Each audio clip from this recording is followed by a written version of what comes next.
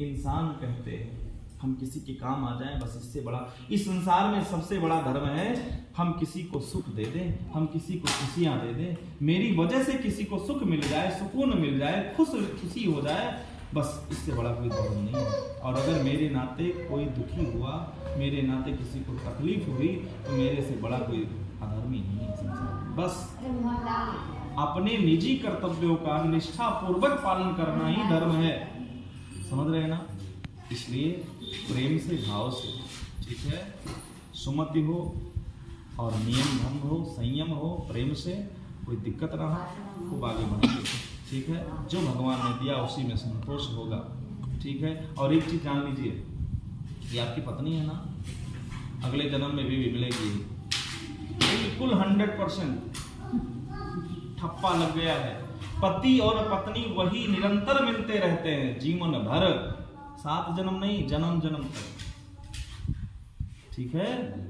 हाँ, एक चीज होगा, अगले जन्म में ये पति बनेंगे, आप पत्नी बनेंगे, आप पत्नी बनोगे, ये पति बनेंगे। याद रखना, अगर आज इसको परेशान करोगे ना पी के, तो समझ लो, हैं, ठीक है। ये परम सत्य है, गलत नहीं है, बिल्कुल सत्य है। तुलसीदास ने स्पष्ट लिखा और होता भी है।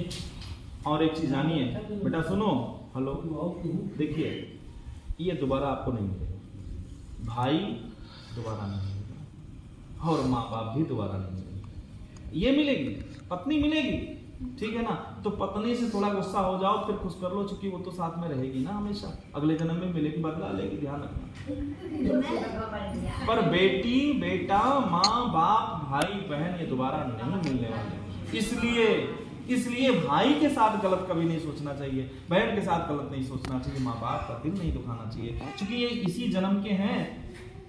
हम बाद में सोचे हैं कि अगले जन्म में, ना, कभी नहीं, हो ही नहीं सकता, ठीक है ना। इसलिए जो हमारा धर्म है, जो हमारा कर्तव्य है, जो हमारा फर्ज है, उसको हम बाखूबी पूरा कर लें, क्योंकि अगले जन्म में कुछ नहीं होने वाला। अगले जन्म में सिर्फ पत्नी मिलेगी, वही शिकवा शिकायत करेगी या बदला लेगी, उसको वक्त बताएगा, लेकिन ये लोग नहीं मिलने वाले। इसलिए इन लोगों को कभी हमें दुखी नहीं करना, ठीक है, ये भाव रखना है बस, ठीक, प्रेम से, भाव से, ठीक है ना।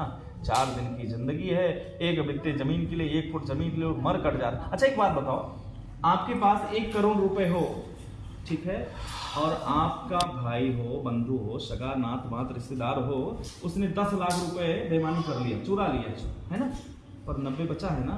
अब मैं आपसे पूछता हूं, उस 10 लाख को बचाने के चक्कर में, पाने के चक्कर में 90 लाख खर्च करोगे या उस 90 की सुरक्षा करोगे ना।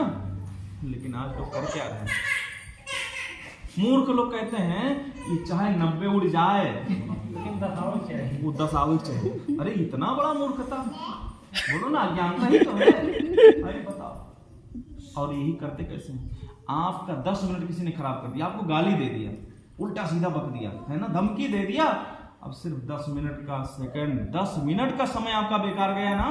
लेकिन उस 10 मिनट के चक्कर में जो शेष समय आपने वो भी बर्बाद कर दिया, सोच के। अरे भाई क्या हो, कौन,